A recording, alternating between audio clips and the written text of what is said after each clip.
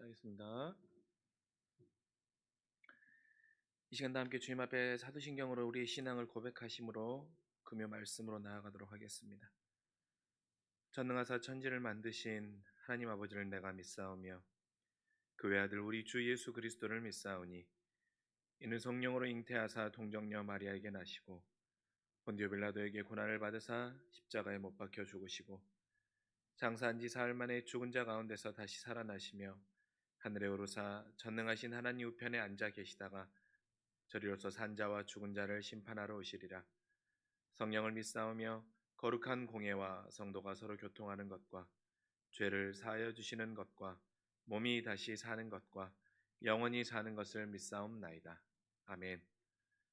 오늘 이 시간 함께 나누실 말씀은 구약 시편 86편 1절에서 7절까지의 말씀입니다. 구약 성경 865쪽 시편 86편 1절에서 7절까지의 말씀. 우리의 말씀 한 목소리로 함께 읽겠습니다. 여호와여, 나는 가난하고 궁핍하오니 주의 귀를 기울여 내게 응답하소서. 나는 경건하오니 내 영혼을 보존하소서. 내 주 하나님이여, 주를 의지하는 종을 구원하소서. 주여, 내게 은총을 베푸소서. 내가 종일 주께 부르짖나이다. 주여, 내 영혼이 주를 우러러 보오니 주여, 내 영혼을 기쁘게 하소서. 주는 선하사 사죄하기를 즐거워하시며 주께 부르짖는 자에게 인자함이 후하심이니이다. 여호와여, 나의 기도에 귀를 기울이시고 내가 간구하는 소리를 들으소서. 내가 환난 날에 내가 주께 부르짖으니 주께서 내게 응답하시리이다. 아멘. 저와 여러분은 각자 하나님을 향해 어떤 확신과 믿음을 가지고 살아가고 계십니까? 우리 오늘 함께 읽었던 시편 86편의 다윗은 1절의 말씀에 보면 현재 현실의 깊은 고난과 곤고함 가운데 마음이 매우 가난하고 궁핍한 상황 가운데 처하여 있습니다. 하지만 그런 상황 가운데 있을지라도 다윗 안에는 분명한 믿음의 확신이 있었습니다. 그것은 바로 함께 읽었던 7절의 말씀의 고백이죠. 주님이 나에게 응답해 주실 분이라는 고백입니다. 그래서 내가 고난을 당할 때마다 주께 부르짖고 찾는다라는 것입니다. 우리도 다윗과 같은 믿음이 필요한 지금의 시대를 살아가고 있습니다. 그렇다면 이 믿음을 지닌 자의 고백이 무엇이며, 다윗은 또한 내가 부르짖고 부르짖으며 또한 내가 부르짖고 찾는 자에게 응답하시는 하나님, 그 하나님의 믿음을 갖는 자에게 또한 우리는 어떤 것을 구하며 나아가야 하는지 오늘 말씀을 통해 함께 찾고 또한 그 믿음의 도전을 받는 귀한 시간들이 될 수 있기를 간절히 원합니다. 이런 시편 86편의 시는 크게 세 단락으로 구성되어 있습니다. 우리가 함께 읽었던 1절부터 7절까지 다윗이 하나님을 향한 첫 번째 탄원의 내용입니다. 두 번째는 8절부터 13절까지 다윗 스스로 하나님을 향한 신뢰의 고백을 하고 있는 부분이 두 번째 단락입니다. 그리고 마지막으로 14절부터 17절까지 다시 한번 하나님 앞에 자신의 탄원의 고백을 하고 있는 탄원과 하나님을 향한 신뢰의 고백과 또 다른 내용의 탄원의 이 세 단락으로 구성된 것이 바로 시편 86편의 시의 구성입니다. 그런데 탄원의 부분을 떼어서 보면 다윗이 기도하고 있지만 상황이 좋아지지 않는 모습을 보게 됩니다. 1절부터 7절까지의 모습, 또한 하나님을 향한 신뢰의 고백을 하였지만 여전히 다윗을 조롱하고 있는 자들, 또한 하나님을 향해 비아냥거리는 자들 가운데 다윗이 하나님을 향해 탄원하고 있는 모습을 우리가 바라보면 내가 고통스럽고 내 목숨을 살려달라고 하소연하고 있는 모습, 또한 6절의 말씀에 자신이 애원하는 소리를 들어달라고 주님 앞에 말하고 있는 모습, 이 모습들을 살펴보면 다윗이 기도하였다고 하여서 다윗의 이 기도를 통하여서 이 기도에 대한 응답이 즉시 다윗에게 하나님이 허락하지 않았다는 것에 대해서는 우리는 너무나도 쉽게 알 수 있는 것이죠. 즉 아무리 내가 기도한다고 하여도 또한 침묵하고 응답하지 않는 하나님의 시간 가운데 다윗이 지금 서 있는 것입니다. 즉 다윗의 지금의 시간은 하나님의 침묵의 시간인 것이지요. 우리가 믿음의 시련에 굴에 떨어지는 경우는 어떤 경우입니까? 아마도 대부분 이런 경우에 우리가 믿음의 시련에 굴에 떨어지고 우리의 믿음이 나락으로 추락하는 경우들은 아마 이러한 모습들 때문일 것입니다. 사실 여러분, 우리의 인생 가운데 시련이 처음 딱 찾아왔을 때 믿음을 잃어버리거나 하나님과 멀어지거나 하나님을 원망하는 사람들은 흔치 않습니다. 그때는 어떻습니까? 시련이 처음 우리에게 딱 찾아오면 그때 대부분의 성도들은 하나님 앞에 기도하고 구하며 하나님이 나의 기도 가운데 반응하여 주시고 응답하여 주실 것이라는 믿음이 있기 때문에 사실 처음에 시련이 다가왔을 때는 결코 흔들리지 않습니다. 그러나 어떻습니까? 그 시간이 길어지고 하나님의 침묵의 시간 가운데 우리가 서 있을 때, 또한 그 침묵의 시간 가운데 서 있으면서 내 상황이 점점 더 고통으로 흘러갈 때 우리는 어떻습니까? 아무리 기도하고 애원하고 그리고 목숨을 살려달라고 간절함으로 토해도 하나님이 반응하지 않는 그 시간 가운데 우리가 서 있을 때 우리의 믿음은 많이 흔들리고 우리는 시련 가운데 넘어지게 되는 것입니다. 아마도 지금 코로나의 기간이 이런 시간을 건너고 계신 분들이나 주변에 가까운 분들, 내 가족이나 내 지인들이 이런 형편 가운데 놓여 있어서 안타까운 심정으로 바라보고 있는 분들이 많이 있을 것입니다. 이제는 너무나도 하나님 앞에 신실한 종이었고 또 어려울 때마다 하나님을 붙잡고 하나님을 찾던 분이었는데 이 2년이 넘는 시간 동안의 코로나의 기간 동안 하나님과 멀어지고 시련의 나라 가운데 떨어져서 하나님이 누구인지도 모르며 하나님을 외면하며 살아가고 있는 사람들의 모습을 바라보며 아니 내가 그 자리에 있거나 아니면 내 주변에 있는 가족이나 내 친지의 모습 가운데 그것이 기도 제목인 분들이 많이 있을 것입니다. 그때 우리는 기도가 필요한가는 기도에 대한 본질적인 의구심마저 올라옵니다. 기도해도 소용이 없더라. 하나님 앞에 기도해도 하나님은 아무런 말씀도 하지 않으시더라. 그리고 그때 사단은 우리의 이러한 마음을 꾀있지요. 그러니 하나님과 멀어져라. 그리고 우리는 그 말들에 많이 미혹되어서 흔들려 넘어지는 경우들이 있습니다. 여러분, 다윗이라고 해서 왜 이러한 어려움과 왜 이러한 시련과 미혹이 없었겠습니까? 다윗도 자신이 처한 많은 상황과 어려움의 형편 가운데 그의 감정이 경랑되고 그의 감정이 흔들리고 그의 감정이 소용돌이치다 보면 다윗도 이런 마음이 불쑥불쑥 올라올 때가 있었을 것입니다. 하지만 다윗은 본질적으로 다른 모습을 보여주고 있죠. 그것이 무엇입니까? 바로 그는 아무리 거센 고난이 닥쳐온다고 할지라도 하나님을 향한 신뢰가 무너지지 않았기 때문에 고난 앞에 침묵한 하나님 앞에 계속해서 기도할 수 있었던 것입니다. 다윗은 아무리 큰 고난이 다가와서 내 감정이 경랑치고 내 마음의 감정이 깊은 수렁 가운데 떨어졌다고 할지라도 다윗이 결코 놓치지 않는 것, 다윗이 결코 흔들리지 않는 것이 하나가 있었는데 그것은 하나님을 향한 분명한 신뢰였던 것입니다. 그래서 다윗이 7절에 이렇게 고백하지요. 나의 환난 날에 내가 주께 부르짖으니라고 고백하고 있는 것입니다. 나의 환난 날에 내가 주께 부르짖는다라는 것입니다. 여러분 이것을요 조금 더 원문의 의미를 잘 살려서 읽으면 이런 고백입니다. 내가 고난을 당할 때마다 주님께 부르짖습니다. 주님, 내가 고난을 당할 때마다, 내가 고난을 만날 때마다 주님을 부르짖는다라는 거예요. 왕으로서 또한 왕이 되기 전에 또한 나의 죄악 때문에 내가 고난을 당했던 일이 한두 번이 아닌데 그 고난을 당할 때마다 내가 주님께 부르짖는다라는 것입니다. 그도 고난이 한두 번이 아니었지요. 그리고 응답이 적절하게 이루어진 것보다는 그렇지 않은 적이 더 많았었습니다. 하지만 그 적절한 응답이 오지 않았음에도 불구하고 그가 고난이 다가올 때마다 하나님을 원망하고 하나님을 책망하고 야 하나님 말고 이제 나는 우상의 신과 이방의 신과 나의 손을 잡겠다라고 하지 아니하고 그가 고난이 다가올 때마다 하나님께 부르짖었던 이유는 바로 2절에 기초한 말씀, 내 주 하나님 내가 주를 의지하오니라고 하는 신뢰가 그 안에 무너지지 않았기 때문입니다. 여러분 여기서 다윗이 내가 주를 의지한다라고 하는 이 의지한다라는 말은 신뢰라는 의미와 같은 의미입니다. 다윗은 어떤 상황 앞에서도 심지어 밧세바와 사이에서 낳은 자녀가 죽는 그 비극의 고통스러운 아비의 상황 가운데서도 결코 하나님을 향한 신뢰만큼은 깨어지지 않았었습니다. 그러니 그가 7절 후반절에 주님은 나에게 응답해 주실 분이시기라는 고백이 나올 수 있는 것입니다. 내가 고난 가운데 부르짖고 내가 고난이 다가올 때마다 주님께 부르짖고 기도하는 이유는 주님은 분명 나에게 응답하여 주실 분이심을 내가 알기에 기도한다라는 것입니다. 그렇게 나는 항상 고난 가운데 기도를 멈출 수 없다라는 것이죠. 사랑하는 성도 여러분, 감정은요, 우리는 인간에게 감정은요, 내가 처한 상황 가운데 요동칠 수 있습니다. 하지만 성도는 하나님을 향한 신뢰는 결코 무너지지 않아야 되는 것입니다. 오늘 다윗이 보여주는 것처럼 말이에요. 그리고 주를 신뢰함이 무너지지 않는 자는 그 증거가 무엇입니까? 내가 고난이 찾아올 때마다 주를 의지하여 기도하는 것이 바로 그 증거인 것입니다. 여러분 지금 이 고난의 시간 가운데 주를 의지하고 고난이 찾아올 때마다 기도함으로 내가 하나님을 신뢰하고 있는 그 하나님의 신뢰의 증거를 보이며 살아가고 계십니까? 저와 여러분이 기도 말고 또 어떤 것으로 다른 길을 찾을 수 있습니까?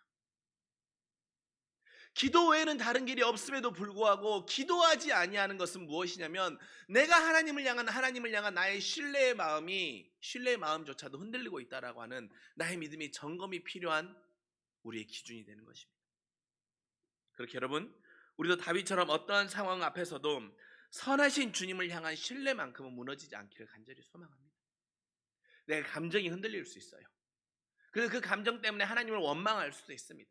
하나님을 자책할 수도 있습니다. 실망하는 감정이 올라올 수도 있습니다. 그러나 그러한 감정의 끝자리에서 다윗이 항상 내가 고난이 찾아올 때마다 주님께 기도하였던 것처럼 하나님을 신뢰하기에 그때마다 부르짖었던 것처럼 우리도 우리의 감정의 끝자락에는 그렇지만 나는 약하기에 내가 오로지 의지할 분은 내가 신뢰할 수 있는 분은 바로 나의 하나님 한 분밖에 없습니다라고 하는 그 믿음은 흔들리지 아니하고 기도함으로 하나님의 뜻을 구하고 하나님을 향한 신뢰의 끈을 붙잡는 믿음의 걸음이 우리의 삶 가운데 멈춰지지 않기를 주님의 이름으로 간절히 축원합니다.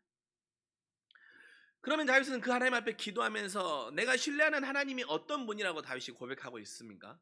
첫째로 다윗은 하나님은 바로 유일하신 하나님이라고 고백합니다. 내가 신뢰하는 하나님은 유일한 하나님이라는 거예요.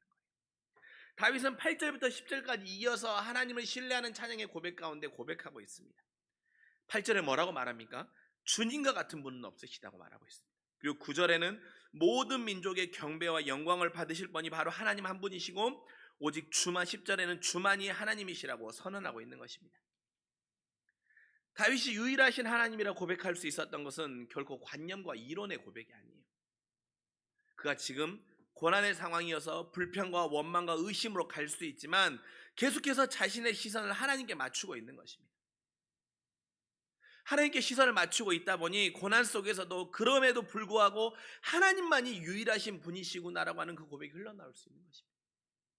여러분 하나님께 우리가요 모든 상황 가운데 하나님께 계속해서 시선을 맞추잖아요. 하나님께 시선을 맞추며 살아가다 보면 그리고 십자가 앞에서 철저히 나를 내려놓고 십자가 앞에서 철저히 우리가 우리를 포기하는 마음으로 정말 모든 것을 내려놓고 나아가면 우리 안에 마지막에 남는 결론의 고백은 무엇이냐면 바로 다윗의 이 고백밖에 없는 것입니다.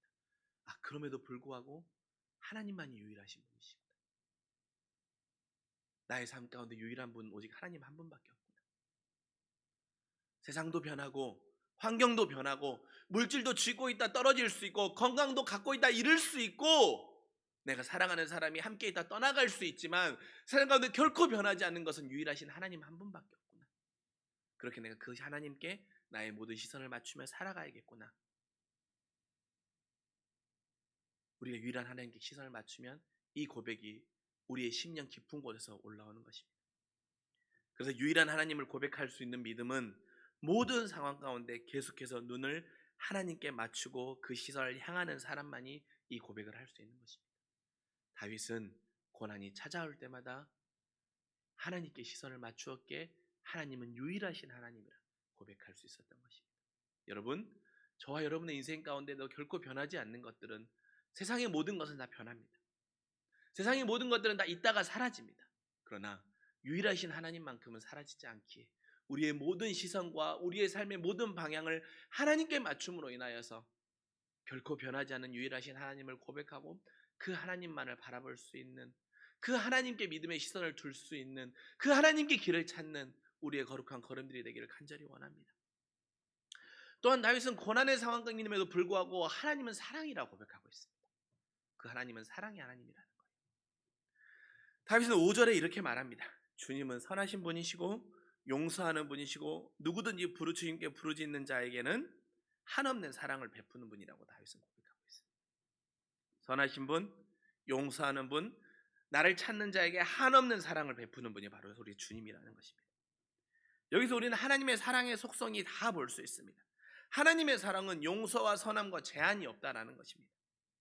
나는 스스로 악을 즐겨하는 자에게 선하신 하나님의 성품으로밖에 변화가 필요한 사람임을 다윗은 알았던 것입니다. 나의 성품의 변화와 나의 고통과 나의 악의 상황 가운데 감정의 경란 가운데서 하나님을 원망하지만 그럼에도 불구하고 선하심과 용서함으로 자비로 품어주시는 그 하나님만이 나의 유일한 사랑의 고백이라고 다윗이 고백하고 있는 것이죠. 나는 죄를 즐겨하는 자이기에 하나님의 사랑의 용서가 없이는 멸망의 길을 갈 수밖에 없는 자임을 다윗은 알았던 것입니다. 그래서 다윗은 고난의 상황 가운데서도 항상 그 사랑의 하나님을 찾는 일에 마음을 다했던 것입니다. 나는 능력이 모자란 자이기에, 나는 능력이 모자란 사람이기에 하나님께 부르짖어 구하지 않고는 한 한순간도 살 수 없는 자임을 알았기에 나의 부족함을 알기에 상대적으로 사랑이 얼마나 큰 분이신지 그 주님을 알 수 있었던 것입니다. 그리고 그 사랑이 큰 주님 앞에 나의 모든 것을 구하고 나의 그 모든 것 가운데 하나님이 나의 사랑의 힘이 되고 나의 능력의 원천이 됨을 다윗이 고백하고 있는 것이죠. 사랑하는 성도 여러분, 유일하신 하나님과 사랑의 하나님을 다윗은 이 고난 가운데도 고백하고 있는 것입니다. 여러분의 입술 가운데는 또한 여러분의 상황 가운데 많은 기도의 제목들 앞에서 여러분 어떤 하나님을 고백하고 계십니까? 내 입술과 나의 상황 가운데 고백 가운데에는 다윗의 하나님이 고백되고 있습니까? 아니면 원망과 미움과 불평의 하나님을 고백하고 있습니까? 소망하기는 우리 가운데에서도 유일하신 하나님과 사랑의 하나님을 고백함으로 인하여서 그 하나님의 사랑으로 다시 한번 채워지고 우리의 삶의 변화의 길이 열릴 수 있기를 간절히 원합니다. 또한 다윗은 유일하신 하나님, 자신이 온전히 신뢰하고 자신의 모든 시선을 향했던 그 하나님, 그리고 그 유일하시고 사랑이 넘치는 하나님 앞에 오늘 시편 86편에 다윗이 간구하고 있는 것이 무엇인지를 우리가 함께 알기를 원합니다. 다윗은 첫 번째로 하나님께 간구하고 있는 것은 무엇이냐면 바로 은총의 표적을 하나님께 간구하고 있습니다. 다윗은 17절에 이렇게 고백하고 있습니다. 그를 미워하는 자들이 부끄러워할 수 있도록 은총의 표적을 달라는 거예요. 하나님 나에게 은총의 표적을 달라고 하고 있습니다. 여러분, 다윗이요 견디기 힘든 것은 뭐냐면 미워하는 자들의 비난이었을 것입니다.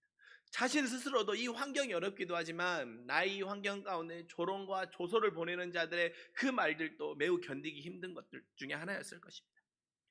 하나님을 향한 조롱도 포함되어 있었겠죠. 그런 그들에게 유일하시고 사랑이 넘치신 하나님의 표적으로 그들이 꼼짝 못하게 다윗은 하고 싶었던 것입니다. 그러면서 다윗은 하나님 앞에 은총의 표적을 보여달라고 하고 있는 거예요. 그럼 여러분, 은총의 표적은 어디에 나타나야 되는 것입니까? 바로 다윗의 상황 가운데 나타나야 되는 것이지요. 하나님의 은총의 표적이 지금 다윗이 처한 상황 가운데 딱 나타나야 됩니다. 그리고 딱 나타나서 하나님이 이 고난의 해결책으로 나타나 주셔야 되는 것이 바로 은총의 표적입니다. 하지만 여러분, 이 은총의 표적이라는 것이 1 더하기 1은 2인 것처럼 이 수학의 등식과 등가인 것처럼 나타납니까? 우리의 인생 가운데? 그렇지 않아요. 은총의 표적이 우리의 삶 가운데 가장 적절한 해결책으로 받고 응답으로 받는 일보다는 그렇지 않는 경우가 사실 우리의 인생 가운데 더 많지 않습니까? 그렇다면 다윗이 은총의 표적을 하나님의 구하고 있고 은총의 표적을 보여달라고 하고 있는데 그 은총의 표적이 바로 뭐냐는 것입니다.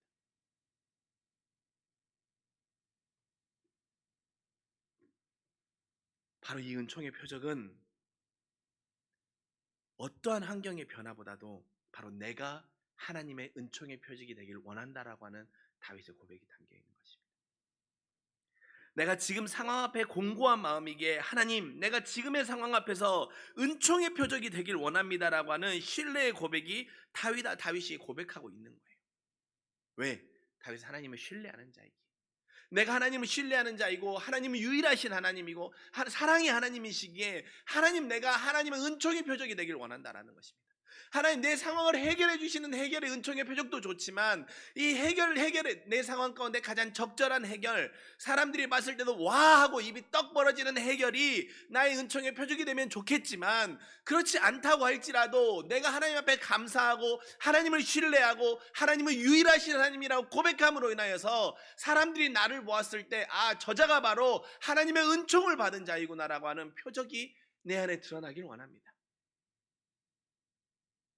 내 안에 간구와 원함이 아니라 고난의 상황 가운데서도, 어려움의 상황 가운데서도 하나님의 신뢰함이 흐트러지지 않는 그 표적이 내 안에 차고 넘치길 원합니다. 그래서 하나님의 은총으로 이 사람은 살아가는 사람이구나라고 하는 그 고백이 사람들 앞에 증거되고 드러나는 자로 내가 서길 원합니다라고 하는 것이 다윗이 하나님 앞에 간구하고 있는 것입니다. 즉 다윗은 내가 하나님 앞에 은총의 표적이 되길 원한다라고 구하고 있는 거예요. 내 문제에서 믿음의 성숙의 고백으로 말입니다. 사랑하는 성도 여러분, 저와 여러분은 외부의 해결책이 되는 은총의 표적만을 구하는 신앙입니까? 아니면 내가 하나님의 은총의 표적이 되기를 원합니까? 라고 구하는 신앙이십니까? 소망하기는 우리가 우리의 처한 상황과 환경들 앞에 하나님 외부의 은총의 표적을 구하는 우리의 삶에서 멈추어 있는 것이 아니라 우리의 신앙이 내가 은총의 표적이 되는 그 믿음의 삶의 여정으로 성숙과 변화와 결단이 일어나는 믿음의 귀한 간구의 고백과 구함이 우리 안에 있기를 간절히 원합니다. 또한 다윗은요, 무엇을 구하고 있냐면 나의 고백의 진보를 구하고 있는 거예요.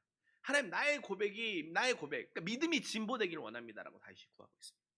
여러분 시편 86편을 보면요, 다윗이 여호와여라고 구하고 있는 여호와여라고 고백하고 있는 부분이 네 부분이 나옵니다. 그런데 여러분, 이 여호와여라고 구하고 있는 과정이 좀 흥미로워요.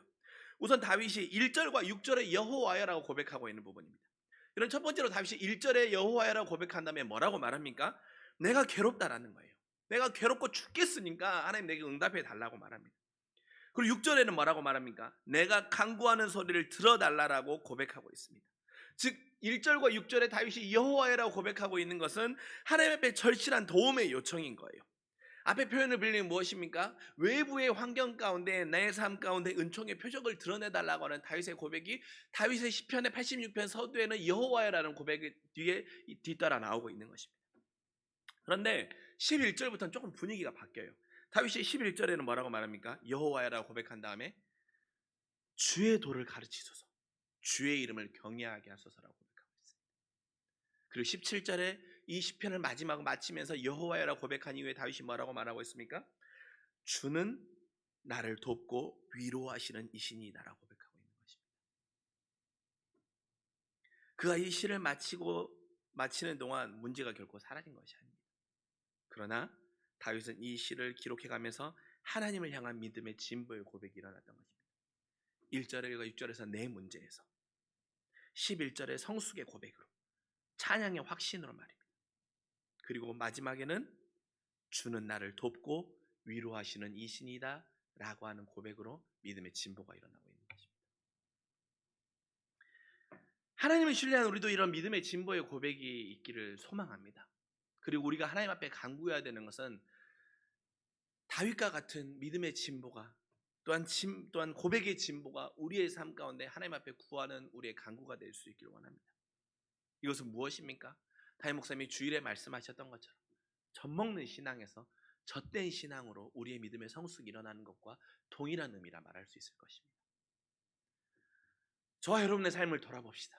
저와 여러분의 삶은 지금 어떤 신앙에 머물러 있습니까? 어떤 고백에 머물러 있습니까? 하나님, 내가 괴로워 죽겠으니 나에게 응답하여 주소서, 이 고백에 머물러 있습니까? 아니면 내가 여전히 고난 가운데 있지만 주는 나를 돕고 위로하시는 이신이다라고 하는 그 신뢰의 고백에 여러분의 고백의 진보가 흐르고 있고 여러분의 고백의 진보가 그 방향으로 나아가고 있습니까? 소망하기는 우리의 고백의 진보가 젖먹는 아이의 신앙에서 젖된 아이의 신앙으로, 또한 다윗이 내가 괴로워 죽겠사오니 응답하소서의 고백에서 내가 주를 신뢰하고 주는 나를 위로하시는 돕는 이시다라고 하는 고백으로 흘러갔던 것처럼 우리의 믿음의 고백의 진보도 이렇게 흘러갈 수 있기를 주님의 이름으로 간절히 소망합니다. 우리가 살펴봤지만 다윗은 이 시편 86편뿐만 아니라 참 많은 탄원의 시를 지었습니다. 그렇다면 다윗이 왜 이 고난 가운데 항상 이렇게 탄원의 시를 지었을까를 묵상해 보았습니다. 다윗은요, 스스로의 환경 앞에 자기가 너무나도 잘 알았던 것입니다. 내가 갈대와 같은 존재구나, 참 나는 연약한 존재이구나, 외부의 환경 앞에 너무나도 많이 흔들리고 휩쓸리고 그 환경을 따라가는 존재이구나, 환경의 영향을 많이 받는 존재이구나를 다윗 스스로도 너무나도 잘 알았던 거예요. 그래서 내가 시편의 시를 고백함으로 내 행동의 판단이 변하거나 게을러지지 않도록, 하나님을 향한 신뢰가 흔들리지 않도록 그 스스로 이 탄원의 시를 쓸 때마다 믿음의 안전장치를 해놨던 거예요. 해놨던 거라고 저는 묵상하였습니다. 여러분, 제가 지난주 금요일에 교회 한 권사님께 한 통화나 전화를 받았습니다.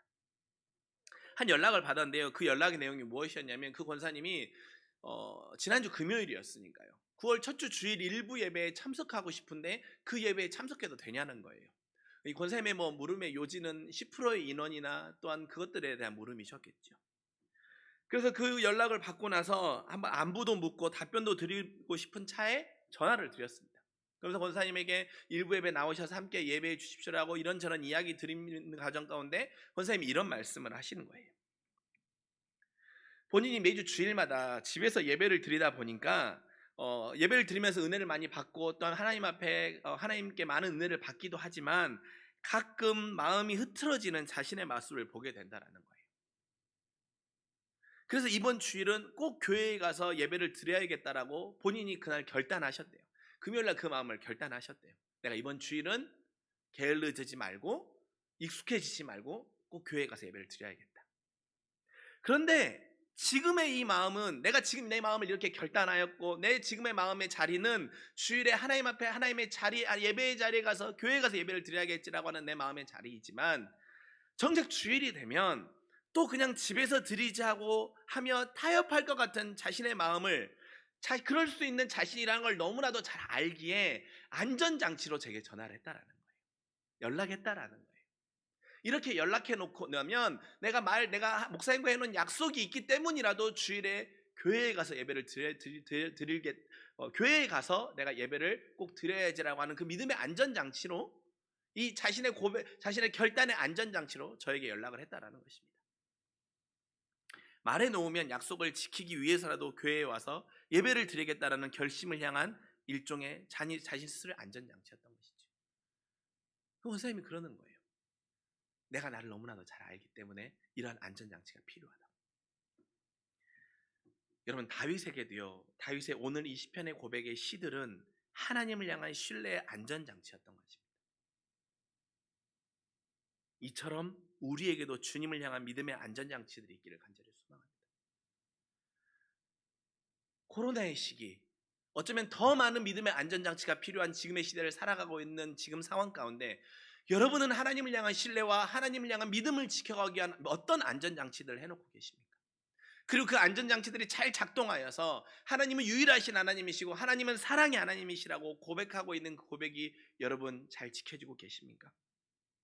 그래서 내가 하나님, 이 상황 가운데, 내가 이 고난의 상황 가운데, 싫은 상황 가운데 은총의 표적이 되길 원합니다, 나의 고백이 진보하길 원합니다라고 하는 그 믿음의 안전장치들이 여러분의 인생 가운데 잘 작동하고 설치되어 있으십니까? 아니면 그것들이 모조리 사라져 버리셨습니까?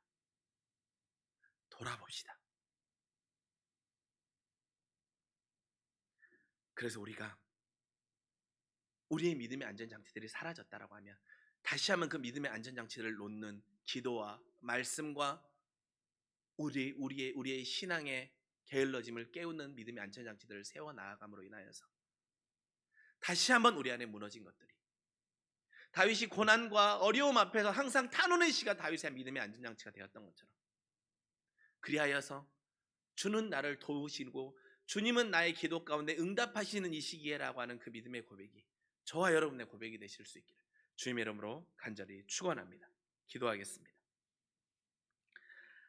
사랑이 많으신 아버지 하나님, 다윗은 고난의 상황 가운데 항상 하나님을 신뢰하는 자였습니다. 자신의 감정과 자신의 마음이 때로는 어려움 앞에 흐트러지고 흔들릴 수 있지만 결코 놓치지 않고 결코 변하지 않았던 그 하나님을 향한 신뢰와 사랑, 우리도 고난 가운데 다윗처럼 하나님을 향한 신뢰만큼은 놓치지 않고 흔들리지 않는 믿음의 기초를 지켜나아가는 주님의 자녀들 되게 하여 주시옵소서. 하나님을 신뢰하는 다윗에게 하나님은 유일하신 하나님이시고 사랑의 하나님이심을 고백하고 있음을 우리가 배웁니다. 그러나 우리는 고난 가운데 하나님을 고백할 때 나의 원함의 응답의 하나님으로만 나의 고백이 멈춰 있다면 주님 우리를 긍휼히 여겨 주시옵소서. 그래야 해서 아버지 하나님, 다윗이 간구하였던 은총의 표적, 또한 고백의 진보를 우리도 간구함으로 인하여서 이 고난 가운데서도 세상 가운데 하나님을 고백하는 자는 참 다르구나라고 하는 그 믿음의 젖먹는 신앙에서 젖된 아이의 신앙의 고백이 우리 믿음의 성도들의 고백이 되게 하여 주시옵소서. 또한 우리의 믿음의 안전장치들이 잘 작동하고 있는지를 점검하여서 내가 지금의 시대를 살아가며 더욱더 믿음의 안전장치가 필요함에도 불구하고 그 안전장치들이 다 사라져 버렸다면 다시 한번 하나님 앞에 결단하며 기도와 말씀과 헌신과 또한 새롭게 하며 믿음의 안전장치들을 세움으로 인해 하나님을 향한 신뢰가 다시 한번 작동하며 세워가는 귀하고 복된 주의 자녀들의 삶이 되게 하여 주시옵소서. 감사드리며 우리 구주 예수 그리스도의 이름으로 간절히 기도합니다. 아멘.